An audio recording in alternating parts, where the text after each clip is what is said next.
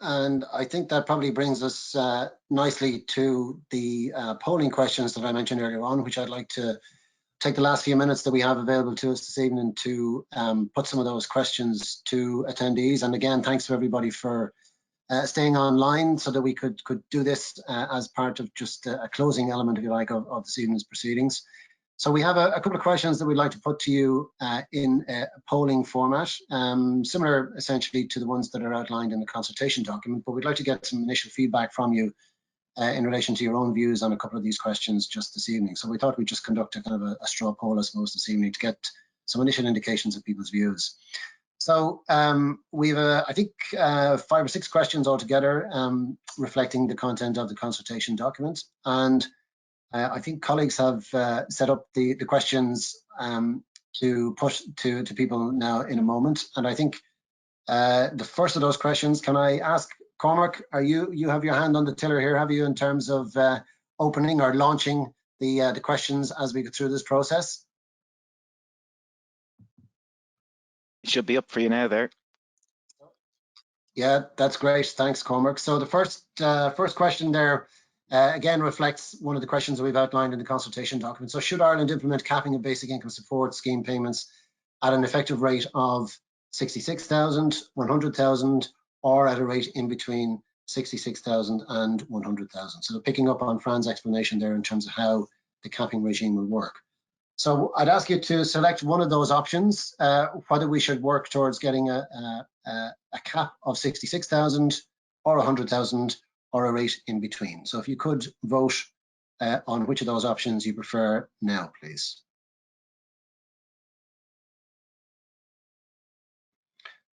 So I think if we give it about 30 seconds or so, Cormac maybe, and then I think you can just close that particular question. Is that it?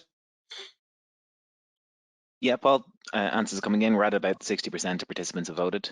So I'll close it in about 10 seconds. If people haven't made a selection, maybe could you do so now? Okay, great. Last few seconds, folks, if you could vote now, please. Okay, thanks very much for that. Shall we close that particular question then, Cormac?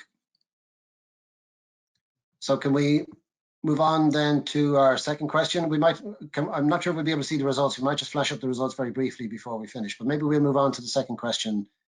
Take that first, Aaron. Oh, sorry, we have the results here. Okay, so majority feels that we should implement an effective cap of 66,000. So that's 57% have voted for that. 22% say 100,000 and 21% prefer a rate between those two. Okay, thanks very much for those responses, everybody. The next question then we have is in relation to internal convergence. So as you know, member states have to move to a minimum of 85% of national average values by 2026. And the question we're asking is, should internal convergence stop at that 85% of the national average payment in entitlement value in 26, or should it go to a higher percentage? In other words, perhaps 90, 95, or indeed 100%. So again, if you could express your view by selecting one of those options now, please.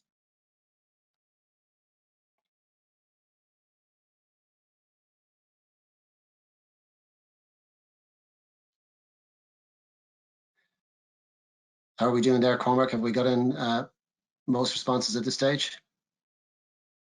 We're at 45% have voted. So I might just give it another 10 seconds or so. Yeah, okay, we'll give it a little bit longer. So if you could, everybody, if you could select one of those options, please.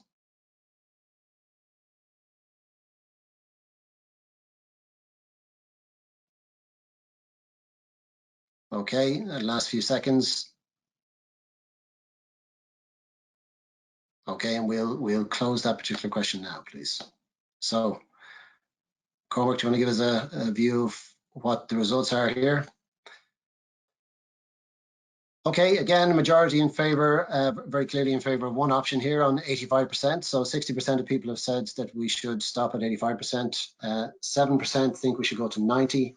3% think we should go to 95, and 30% of respondents think that we should go fully to 100.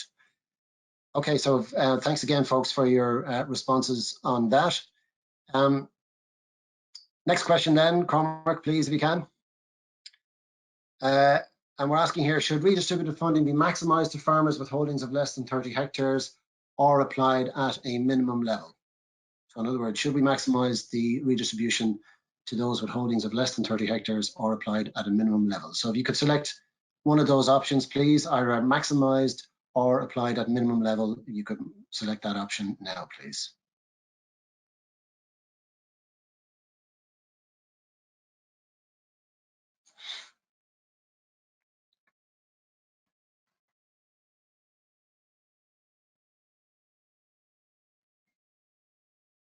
So how are we doing on the responses there, Cormac? We're at just about 40%, Paul, so far. Okay, so again, if I could ask everybody, just last few seconds, last 10 seconds or so, if you could choose an option there, please, and we'll close that question in a moment.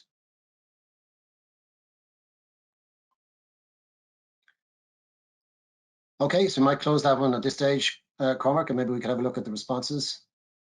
So even split 50-50 there between maximising to farmers with less than 30 hectares or applied at minimum level, also 50%. Okay, again, thanks for your responses on those, folks. Next question is in relation to, I think, the eco schemes. Is that correct? Yes. Should Ireland go beyond the requirement of 25% of direct payments to be allocated to eco schemes? So very straightforward question. Should we stick at the 25% or go beyond that in terms of allocation to eco schemes? So again, if you could please vote now. Yes or no?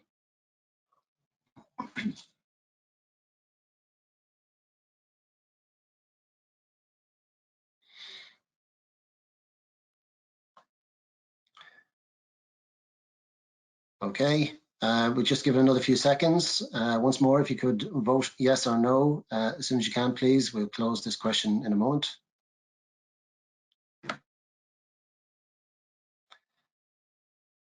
Okay, we'll close it there then, please, Cormac. And let's maybe have a look at the answers to those.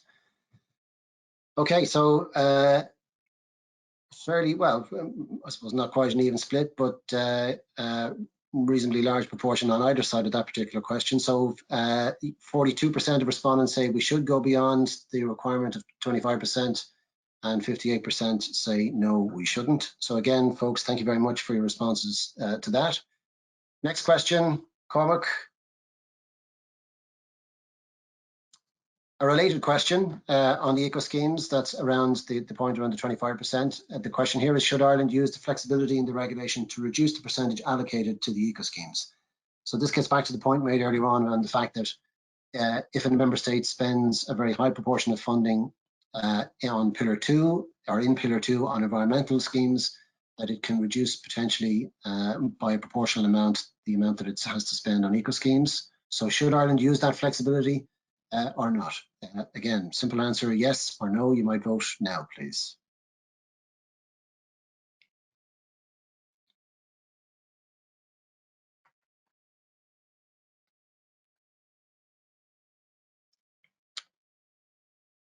Okay, again, Cormac, I think, how are we doing on the responses? We're at about 60% now, so maybe just give it a couple of seconds for people to make a final selection and I'll close it. Yeah, so please vote, guys, if you haven't voted, if you could do so now, please. And we'll close that question now. Thanks, Cormac. So in terms of using flexibility, sorry, I went off very quickly there. I think it was 57%. Yeah, 57% said yes, we should, and 43 responded no. Okay, thanks again for that, folks. And I think we have one more question. Is that right, Cormac? This is in relation to the gender equality, gender balance point that I addressed earlier. Again, should there be a specific intervention to incentivize gender equality in the CAP strategic plan? So again, straightforward, yes or no. Indicate your view on that, please, if you can, right now.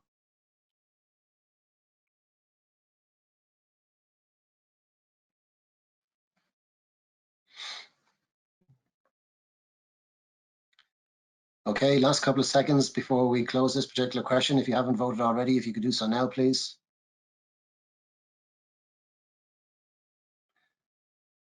Okay, Cormac, I think you could close that one off as well.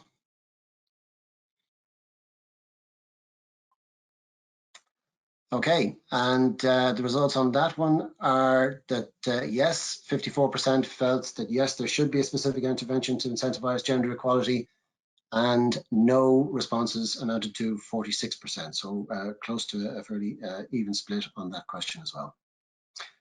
So listen, thanks very much, folks, for the answers to those polling questions. Again, we will take them on board in terms of the consideration that we give to the questions, the comments that you've made this evening, the questions that you put to us, and obviously those responses to those specific questions that we've outlined in the consultation document. But again, please follow up in your formal submission through the channels that we've identified. If you could follow up with your views in relation to those particular questions as part of your response, we'd very much appreciate that.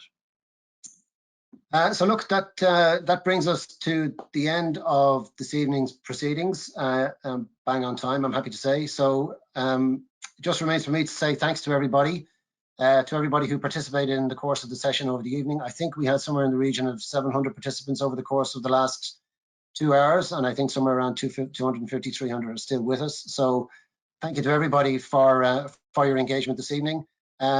Again, noting the comments in terms of the inability to exchange, I suppose, in a direct way this evening, but again, from our perspective, given the number of participants over the course of the evening and given the structure of it, I think that the webinar format is the best format from our perspective and from a practical perspective. So, so notwithstanding that, we very much appreciate all of the written comments and questions that you submitted this evening. We will take all of those on board. We will reflect on the comments that have been received and in those areas where we didn't respond directly to those this evening or to questions that were raised, but we will take those on board.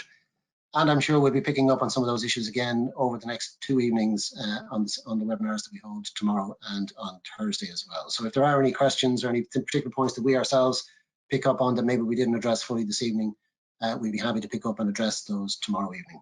So anybody who was with us this evening, you're more than welcome again to join us tomorrow.